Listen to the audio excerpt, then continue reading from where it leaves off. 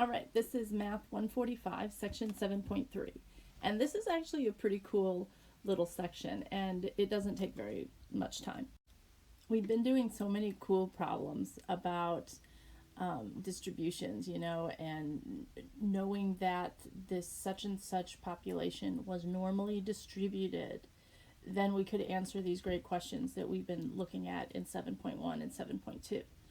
But how do we really know that data is from a normal distribution? This section answers that question. So let's look at it and we'll see what it entails and what of it we personally have to do by hand, which is not much. So first of all, what we're going to do is look at what they call normal probability plots. And it basically is just a scatter plot, right? That plots observed data versus normal scores. So the observed data is just like the numbers you would get from your survey or whatever, or your population. And the normal scores are on this axis, and they're described here. And it sounds a little weird, but don't worry too much about that. A normal score is the expected z-score of the data value if the distribution of the random variable is in fact normal. This expected z-score will depend upon the number of observations in the data set.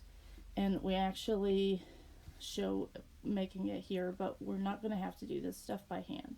But here are the instructions for making this plot. Again, not doing it by hand. We are going to just get some calculator or our StatCrunch to give us the values that we need, and then we're going to interpret them. But if you're interested doing that normal probability plots, actually plotting this thing by hand, you absolutely could, but I don't suggest it. Okay, so once you have a plot though, what do you do? Okay, so it's actually kind of neat how it all works out, but essentially this is it. So back up here to our observed data versus normal scores little graph here, right? So it turns out that if in fact you end up with a linear relationship when you plot this thing, then it shows that the population really is normally distributed. So all we need to do then to figure out, is this population normally distributed, is ask ourselves, when we make this plot, do we have a straight line relationship? And that all went back to finding the correlation coefficient and comparing it to a critical value given to us on a table. That critical value, you'll remember, is dependent on the number of points you have in your data set, right? So remember all of that stuff. We're going to see it on the very next page. Let's go. All right, so here's our first example, and why don't you read it over? Pause me down, of course, to read it over, and then I'm going to do the StatCrunch demo for you. All right, so first, I guess I just want to think about how on number one, what's going on here is we've got a random sample of weekly work logs, right, at an automobile repair station. And these numbers are the average number of customers per day over several weeks, right? So what we're trying to do is think about, is that population of average number of customers per day normally distributed? Might I be able to ask questions like, this such and such is normally distributed with a mean of 25 and a standard deviation of 1, what's the probability that you have more than 27 customers in a day, right? The type of questions that we were asking in 7.1 and 7.2.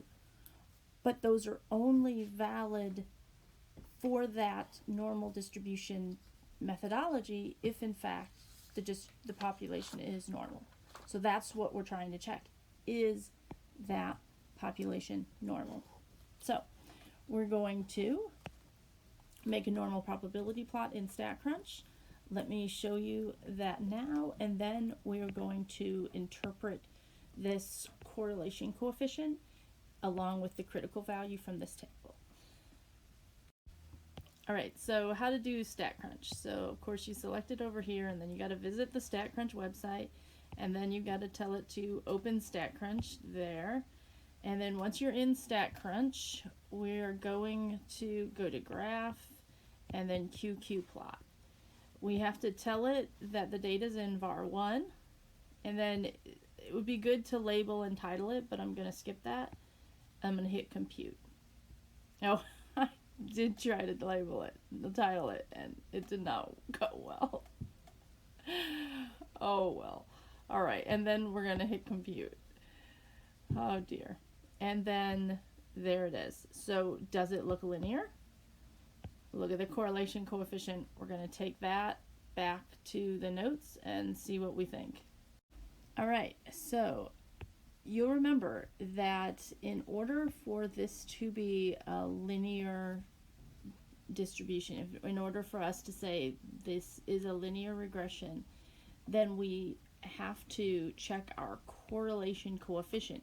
If that is greater than the absolute value, if the absolute value of our correlation coefficient rather is greater than the critical value given on this table, then we say yes, this plot is linear, which in turn means, back from page 1, that this population is from a normal distribution. So let's look it up. So the critical value in table 6 for the sample size, and back up here, you had 10 dots. So you had 10 data values. So you come down here, right, and find it. The critical value is 0.918. And so we say, well, 0.973, or really rather the absolute value of that, which is itself, is greater than 0.918, the critical value. So the plot is linear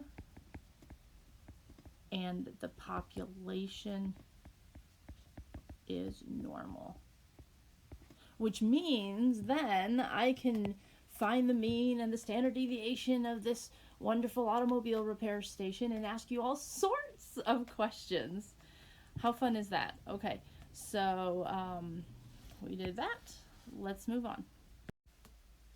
All right, so number 2 is given to you as the what if that's not normal example. So I want you first of all to think about what we got here.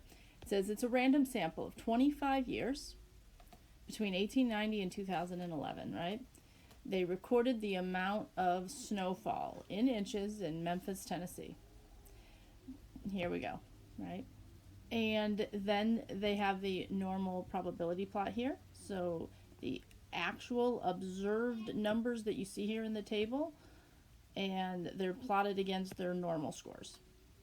And first question, does that look linear? Does that plot look linear? Does it fit that red line that they purported by drawing it there? So let's answer that question. What is your conclusion about the normality of this population? Explain. Would you please pause me down, think about that, and then come on back. Alrighty, my answer to this. So I looked at the correlation, and that's 0.877. So its absolute value is definitely not greater than the critical value of 0.959 given on page 2.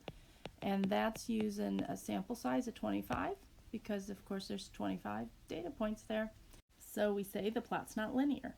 And again, if you look back, and you think about those points, That is definitely not a linear pattern. That doesn't fit that red line at all. So we are going to conclude that the population of snowfall amounts between 1890 and 2011 in Memphis, Tennessee is not normal.